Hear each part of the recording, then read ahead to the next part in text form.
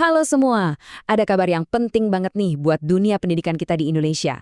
Sebuah peraturan baru yang bisa dibilang jadi semacam perisai pelindung buat para guru dan staf sekolah baru aja dirilis. Nah, dalam beberapa menit ke depan, kita bakal coba bedah tuntas apa sih sebetulnya isi peraturan ini dan gimana cara kerjanya. Oke, ini dia peta perjalanan kita.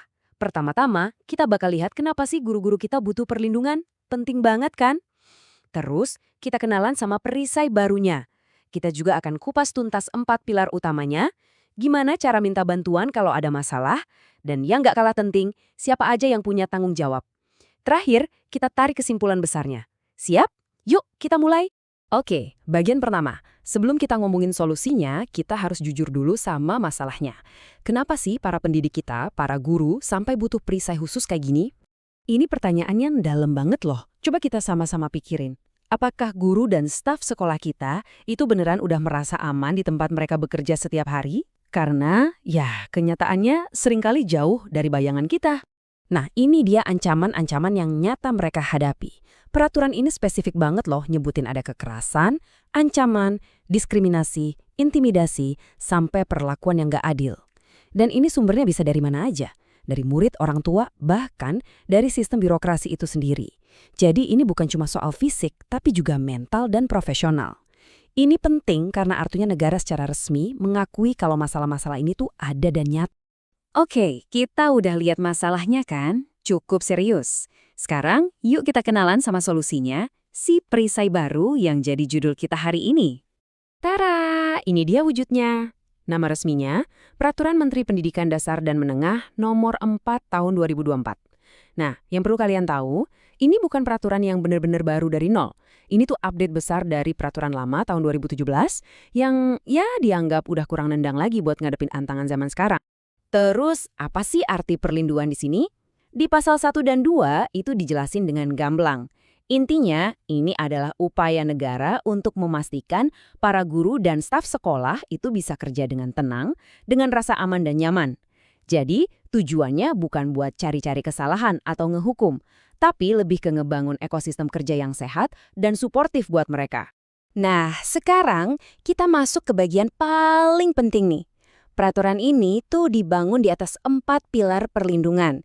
Ini ibarat 4 yang utama yang bikin rumah perlindungan ini kokoh.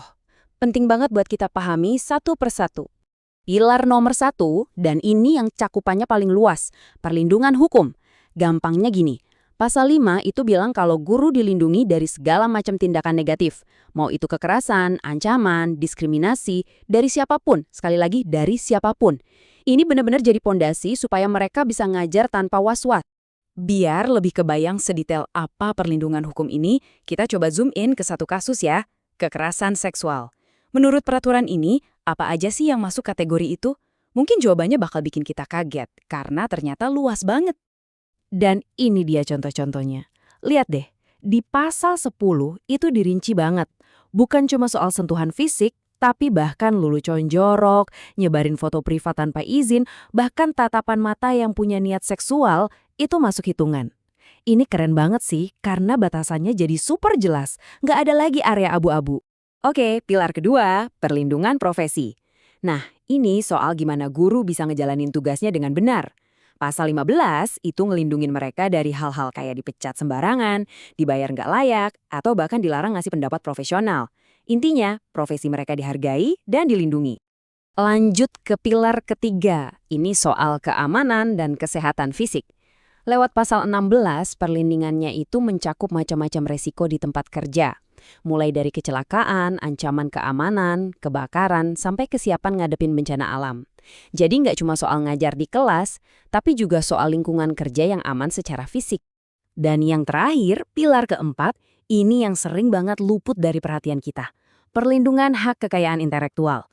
Pasal 17 ini ngasih pengakuan kalau guru itu bukan cuma pengajar, tapi juga pencipta. Jadi karya tulis mereka, penemuan mereka, itu semua ada perlindungan hak ciptanya. Keren kan? Oke, 4 pilarnya udah jelas. Hak-haknya udah ada.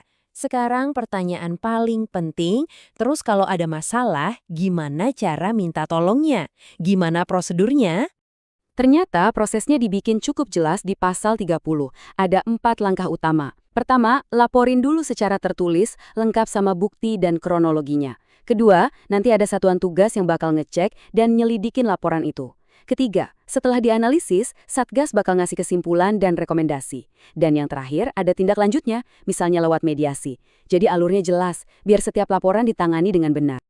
Oke, prosedurnya ada. Tapi, siapa yang ngerjain ini semua? Siapa yang bertanggung jawab? Mastiin perlindungan ini beneran jalan di lapangan. Nah, kenalin nih polisinya. Namanya Satgas Perlindungan atau Satuan Tugas Perlindungan. Sesuai namanya, ini tim khusus yang dibentuk buat jadi ujung tombak. Mereka lah yang bakal ngurusin laporan, ngelakuin investigasi, dan ngawal semua proses perlindungan ini. Dan ini yang paling penting.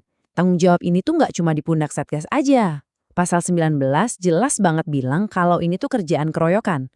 Mulai dari pemerintah pusat, pemerintah daerah, organisasi profesi guru, sampai pihak sekolah masing-masing, semuanya wajib ikut andil. Ini benar-benar semangat gotong royong buat ngelindungin para pendidik kita. Oke, kita udah lihat detailnya, dari masalah sampai solusinya. Sekarang, yuk kita mundur sedikit dan lihat gambaran besarnya. Apa sih arti peraturan ini buat masa depan pendidikan di Indonesia? Kutipan ini yang diambil langsung dari peraturannya, kayaknya ngerangkum semuanya deh. Tujuannya itu mulia banget, meningkatkan semangat kerja dan profesionalisme. Logikanya sederhana kan? Kalau guru merasa aman dan dihargai, mereka pasti bisa ngajar dengan lebih baik. Ujung-ujungnya yang diuntungkan ya murid-murid juga. Nah, perhatiin angka ini, 18 bulan. Ini bukan angka sembarangan. Menurut pasal 42, semua pihak yang bertanggung jawab, pemerintah pusat, daerah, sampai organisasi profesi, dikasih waktu 18 bulan buat ngebentuk Satgas Perlindungan masing-masing. Jadi, ini bukan cuma angan-angan, ada deadline-nya. Jadi pada akhirnya, sebuah perisai baru memang udah ditempa. Niatnya baik, desainnya komprehensif untuk melindungi para pahlawan pendidikan kita. Tapi pertanyaannya tetap sama, di lapangan nanti, apakah perisai ini bakal cukup kuat menahan semua serangan? Jawabannya ada di implementasi dan pengawasan kita semua. Waktu yang akan membuktikan. Terima kasih sudah menyimak.